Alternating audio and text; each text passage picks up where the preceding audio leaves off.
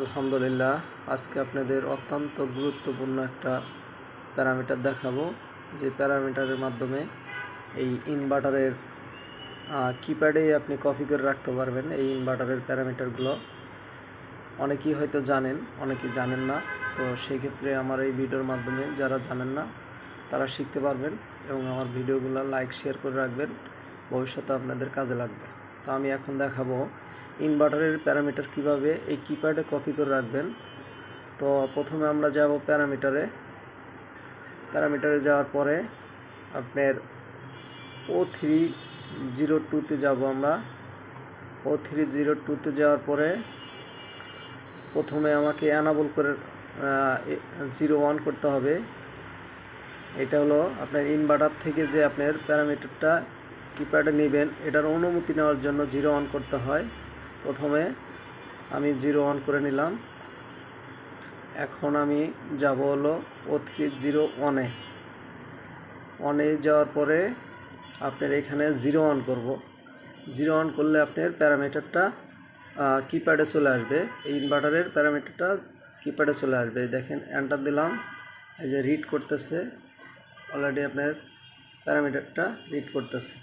তো আমরা এখন ইনভার্টারের যে সব প্যারামিটার ছিল এই কিপ্যাডের ভিতরে আমরা কপি করে নিয়েছি। এখন আমরা বের হয়ে যাব। বের হয়ে যায় আমরা প্যারামিটারে যাই, আমি আবার রিসেট মারব।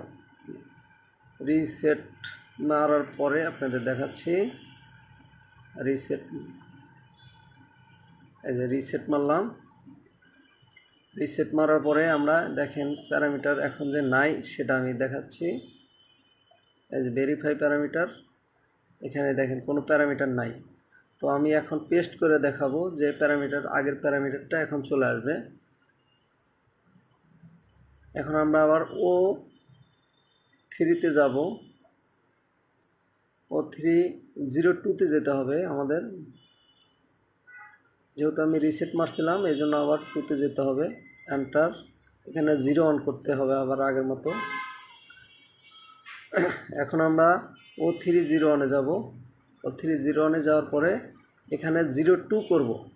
2 করলে আপনার এই কিপ্যাডের প্যারামিটারটা আবার ইনভার্টারে যাবে।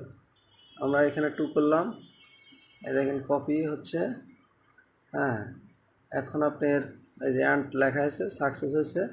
এখন আমরা আপনাকে ওই ভেরিফাই প্যারামিটার যে আমরা দেখাই, যে আপনার দেখেন এই যে সির প্যারামিটারগুলো করা আছে, যেসব প্যারামিটার করা আছে এখন ওই যে এখানে চলে আসে।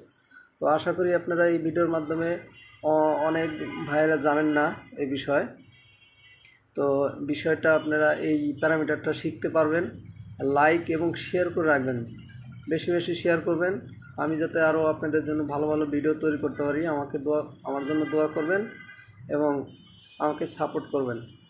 ধন্যবাদ সবাইকে, ভালো থাকবেন, ভিডিওগুলো লাইক শেয়ার করবেন। ধন্যবাদ।